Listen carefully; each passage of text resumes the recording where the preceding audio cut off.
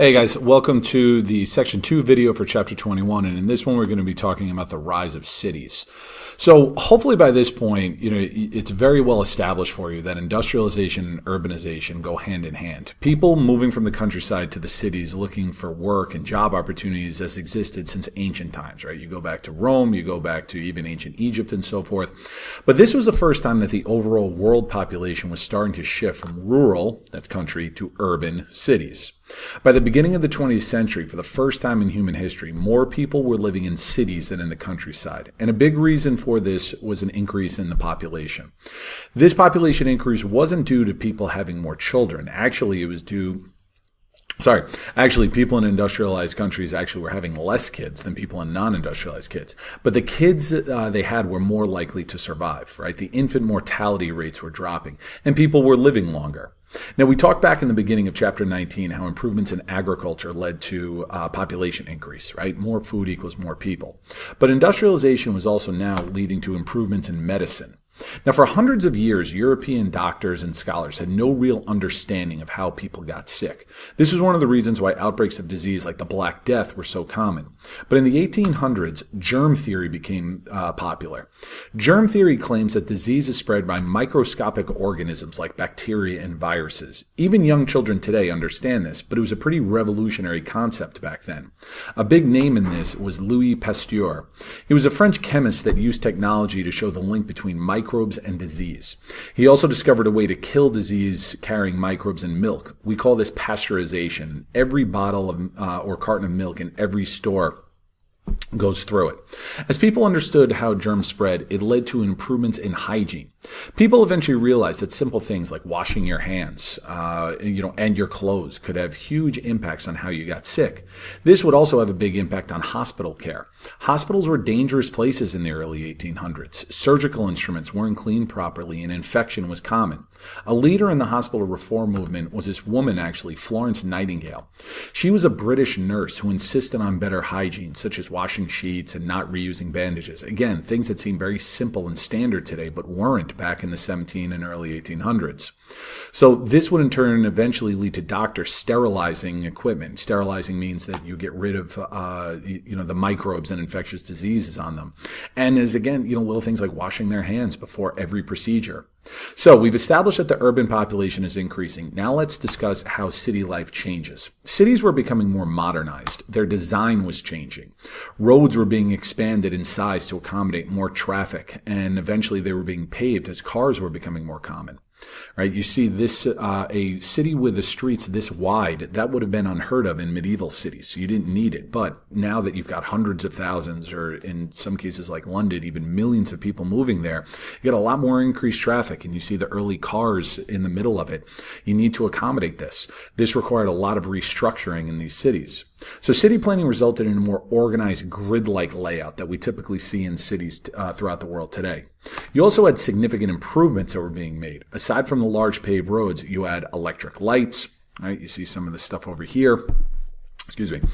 You had sewers for sanitation. Now the garbage can travel underground as opposed to just, throwing garbage out into the streets, or doing your business out into the streets and so forth. And you had skyscrapers. Now skyscrapers became possible with the expanded use of steel, and they allowed cities to now expand upward as opposed to outward. And then again, you see some examples of this, right? You've got electric trolley cars going side by side with the horses in the early 1900s, but you also see kind of some automobiles. It was in the early 1900s, you kind of saw an interesting mix of both the old and the new, right? Horse-drawn carriages were not completely outdated, but they were coming less and less, but they were still around. But much, much bigger buildings, the wider streets, okay? You're starting to see this new look cities emerge by the early 1900s. Now, many cities also adopted a policy called urban renewal. All right, so remember, urban meaning city, and renewal to bring back. These were the rebuilding of poor areas. This resulted in many poor residents being displaced, meaning that they were shoved out as these slums became concentrated in city centers. That's where the term inner city actually comes from. It refers to poorer areas where crime and things of that nature were more common.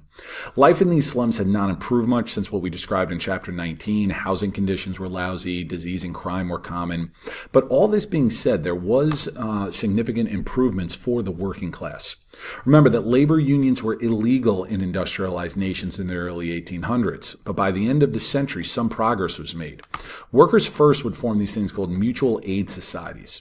And you look at the poster here, this was for a much more recent one, but it was a belief that the government is not going to help you, so we have to help each other. They were groups that were created by workers to aid sick or injured workers. Now today we kind of take that for granted, but before unions achieved things like workers' compensation, where you can still get paid if you're hurt on the job, these were the only things that could keep workers paid if they got hurt or sick. And a big improvement for workers came when Western countries started to grant universal male suffrage. Right? Universal male suffrage is the right to vote. Now, previously, only men who owned property could vote. That meant that basically only members of the upper class were being elected into governments, like Parliament in Great Britain. Now, the working class could vote, right? The lower class could vote, and they could elect politicians who would fight for their interests, who were one of them, and so forth. And this eventually led to the legalization of labor unions. Now, this obviously would have a huge, huge impact on the workers' plight to improve their status. With the unions organizing strikes, such as the one you see here, remember, a strike is where workers will organize and decide that they are not going to work until their demands are met. Those were illegal in the 1800s, where government would actually send police in to kind of arrest people and bust them up and so forth, or they certainly would back the business owners if the business owners wanted to take violent measures to try and get these workers back. Now, with the legalization of unions, strikes were now legal. They couldn't arrest these guys for just not going to work. But with the unions organizing strikes and more government officials being elected by the working class, eventually you did start to see governments pass laws that protected workers. And eventually workers started to see improvements in wages, working conditions, and their overall standard of living. It wasn't revolutionary. The working class was still among the lower class compared to, the ultra rich, but it was an improvement from what we talked about in chapter 19 with the really, really horrible conditions in early industrialization. All right, so that's kind of a little more in-depth look at what it was like living in the cities. And in the next video, we are going to be talking about some changing attitudes and values.